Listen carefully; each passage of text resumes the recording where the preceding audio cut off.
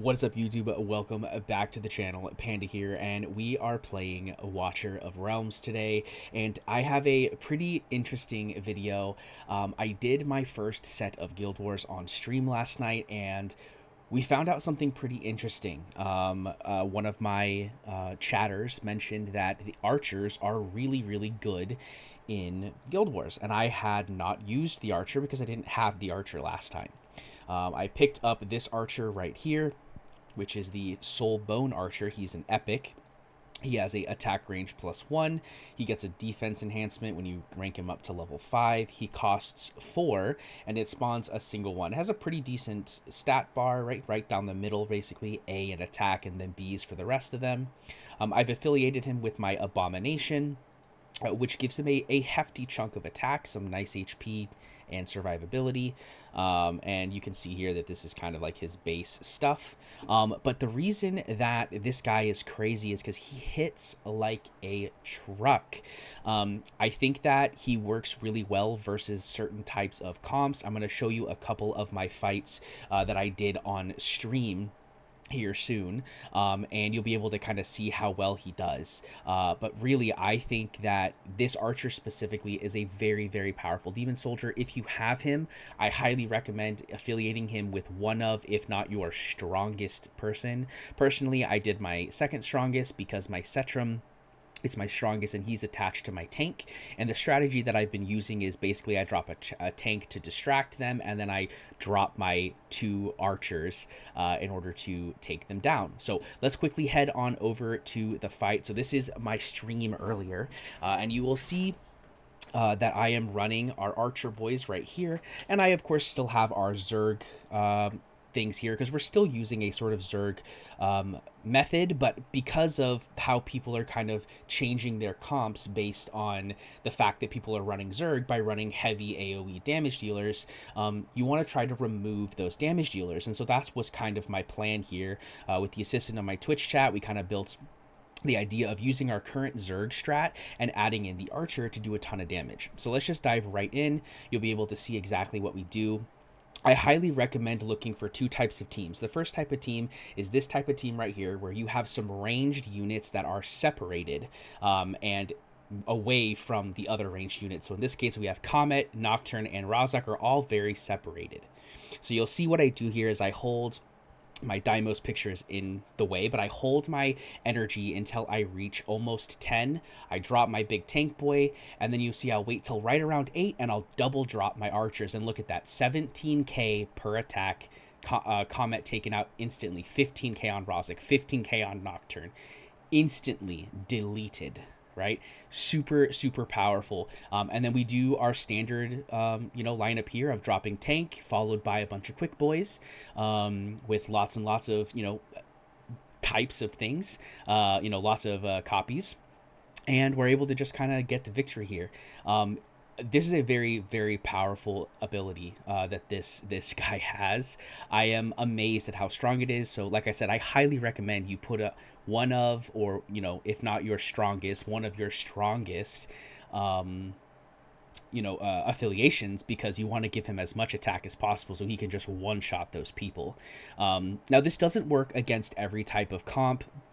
You'll see here we go up against the same team here, and it's basically the exact same thing. But there are some comps that I don't think this is very useful for. I did go up against a comp that had a pretty tank-heavy lineup, and it actually proved to be quite difficult because the tank just couldn't die. I couldn't kill the tank. So I think that this works really well versus your sort of marksman / mage teams, that you can take out in 1 or 2 hits, right? Because you'll see here, they don't have a lot of health, right? You're looking at maybe 15 to 20k health. And so once you have the first archer hit for about 15 to 18k, you have a second archer hit, and the healers are not able to react, which I think is why this sort of strategy works really well. And it's something that I'm personally going to probably continue to use, and versus, again, certain comps, right? Because it doesn't work versus all of them. There are some comps that I think it won't work very well against. We'll go ahead and fast forward here. All right, here we go. So this is another team that I was able to take out, and you'll see it's a sort of similar setup, right? We've got these two damage dealers over here that are away from the tank, which is the important thing, because we want to make sure that our archers hit the damage dealers before they hit the tank. Because if they hit the tank, in this case Abomination, it's going to be very difficult to kill anything. So we drop our two archers, they'll go straight to this hats and delete them. But then you'll see immediately they start attacking Abomination, and they're having a lot of difficulty killing him because Abomination is Abomination, right? And they're not hitting Setrum because they're on the same line as Abomination, and their focus is going to be on whatever's the closest because Setrum's farther away. That's kind of what you end up having a go. So we did use both of our archers there, and we were not able to push through. I do believe we still win this one because we took away their big damage dealer, so we are still able to get the W here. But it is something to keep in mind. You want to make sure that you're using, your archers against things that are lined ahead, because if you don't, they're going to target the tank, and you could run into issues with that because they do deal physical damage versus, a armored target, and you're going to run into issues because of that. So let's go ahead. There's another fight that I wanted to show you. Let me find it here. All right, so this is the fight I was talking about.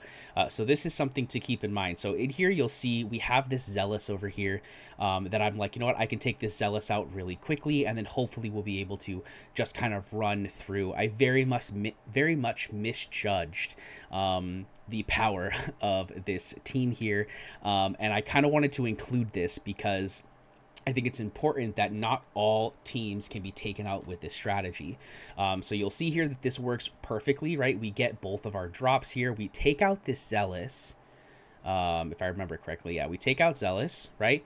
And then we start to hit Regulus. Well, Regulus is in his ult. He's taking no damage, right? And then we've got Idril ulting, taking out our guys. We've got Twin Fiend over here doing massive damage. And then his ult comes off, and we just die. And then at this point, we're like, okay, well, maybe we could still push through with a little bit of a Zerk method. We've taken out one of their damage dealers. Idril's ult is down. Twin Fiend's ult is down. Maybe we'll find a way to push through. We can take out Regulus with some damage from our mages. And then Regulus just doesn't die, pops an ultimate. Twin Fiend's ultimate comes up, and we lose. So it is something to keep in mind, that you want to make sure you're picking the right types of targets, which means I don't think that this strategy is going to last for a very long time. And I do think that this strategy is ultimately going to end up being a strategy to use versus lower BP teams, because these archers will basically just one-shot everything on the board.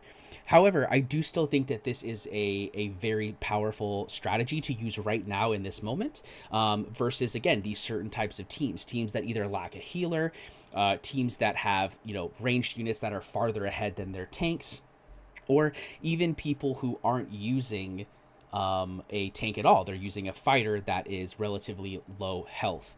So there's lots of things to keep in mind, but I do think that this is a very interesting strategy. It's a strategy that worked pretty well for me. We lost our first two battles using the old strategy. Then we tried this, and we won 5 out of the next 6 battles. So we ended up going 5-3 in our first war, which I think is very, very good. I also wanted to include a small PSA in case you didn't already know. Make sure that whatever champions you have in your Guild War defense are equipped with gear, because if they're not, you'll get raffle stomped. And unfortunately, I ended up going 0-8 in defense because all of my champions, or most of my champions, were missing gear. So I'm going to go ahead and let this last one play here. This was another one that I thought this will be really easy for me. A, there's no healer, and B, Wrath and Abomination are in front of the tank. I don't even need to drop a tank. I just drop 2 of my damage dealers, and they take them out very simply. Right away, Wrath goes down. Abomination goes down very quickly afterwards. And then we run into some slight problems where they actually end up doing quite a lot of damage to us. But we do get some decent damage out. We take out 2 of their guys, and we are able to clean this up, if I remember correctly, with just dropping tanks and some speedy boys. We're able to push through because of that. So this was definitely a little bit of a rough one. I was a little worried that we weren't going to make it through. But, I'm pretty sure we do get the win here. So yeah, let me know in the description below what kind of strategies you're using for either offense or defense. I'm really kind of interested to see what everyone is using. I think it'll be kind of fun to compare people's strategies to each other. But guys, if you like this video, please make sure to hit the like button. Please leave a comment down below. Subscribe if you want to see more from me, and I will see you in the next one. Peace.